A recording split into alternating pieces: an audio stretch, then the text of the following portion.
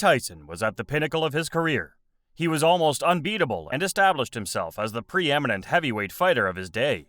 In the heavyweight category, Tyson had amassed 3 world championships by the time the 1980s came to a close and the 1990s got underway. His career looked unstoppable, but a knockdown he suffered one night would alter the course of his life.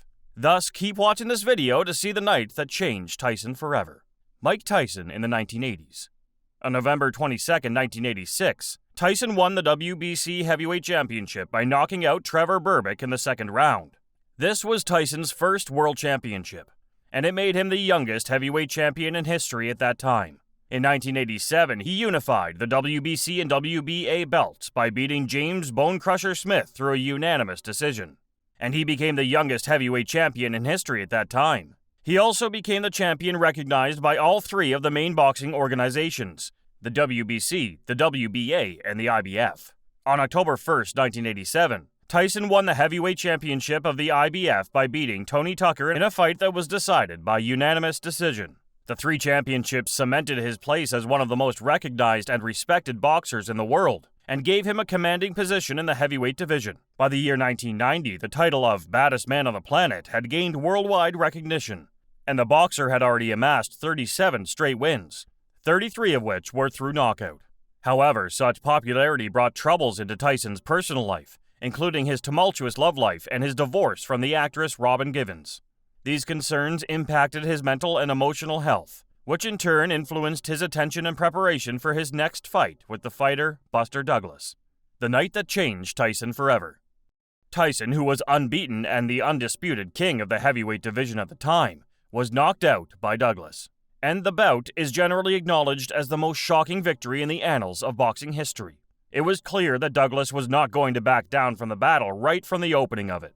Also, the fact that Douglas demonstrated a lot of spring in his body movement and was not careful about letting his fists fly anytime he saw an opening to hit Tyson was the first thing that caught everyone off guard. He stopped Tyson from getting in his way, which was the most dangerous place for Tyson to be, with a quick, powerful jab. When Tyson tried to get inside, Douglas either held him back, moved away, or hit him with a lot of blows as soon as he got close enough. At the start of the fight, Douglas was faster and more agile than Tyson, and he kept his opponent in his sights.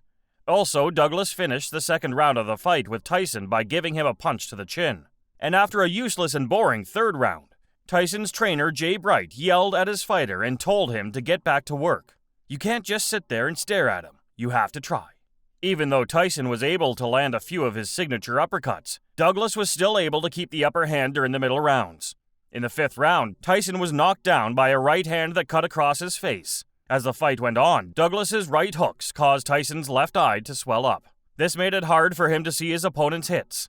In addition, Tyson's cornermen weren't ready for the fight. They didn't bring an Endwell or ice packs, which are common items for a fight. However, they were so sure that Tyson would easily beat Douglas that they didn't think they needed to bring any of these things. Instead, between rounds, they put cold water in a rubber glove and put it on Tyson's eye. As the fight went on, there was more and more misunderstanding and fear on his part.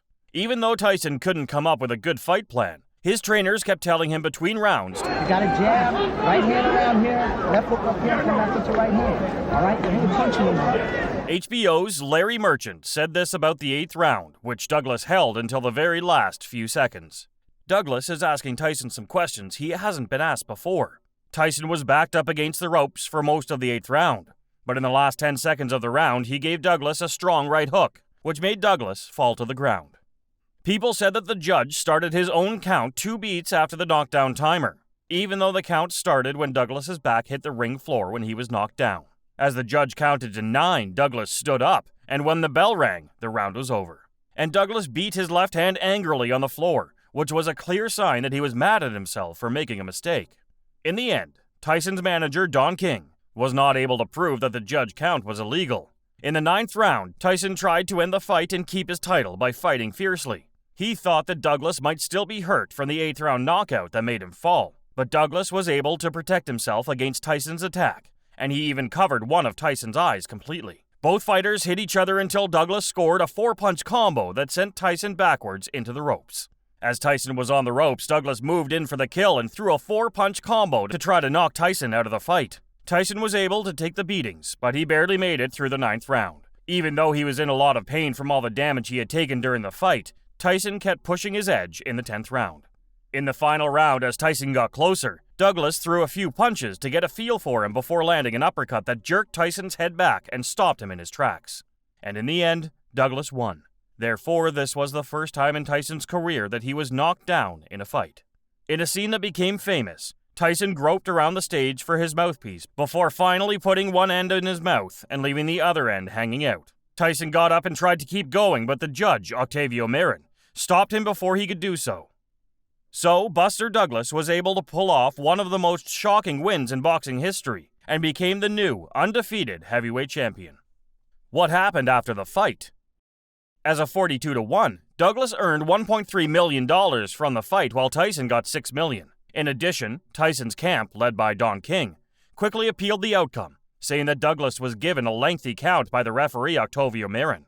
Although the WBA and WBC were originally in agreement and postponed recognition of Douglas as champion, the IBF acknowledged right away that the outcome was acceptable. 4 days after the fight, the objection was dropped, and Douglas's victory was officially acknowledged.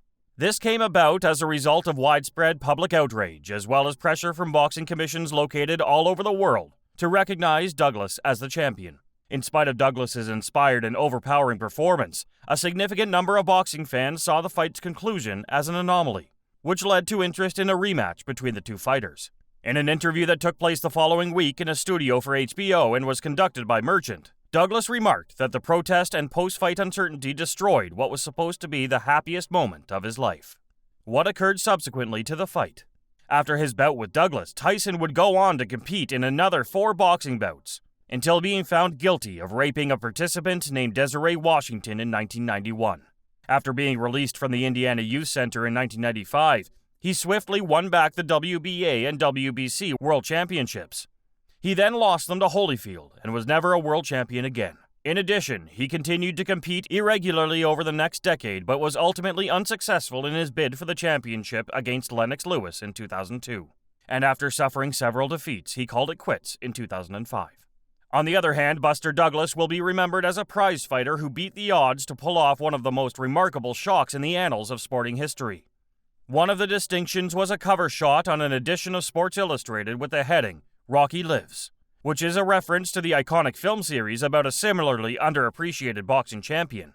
Even though Tyson maintained his reputation as a dangerous figure for many years after the fight, the mystique of the untouchable, invincible, baddest man on the planet had been shattered. As a result, many consider the bout to be one of the most shocking in the annals of sports history. Please let us know in the comments below whether you believe that Tyson would have won that night and maintained his unbeaten record at 42-0. And that wraps things up. We appreciate you taking the time to watch this video.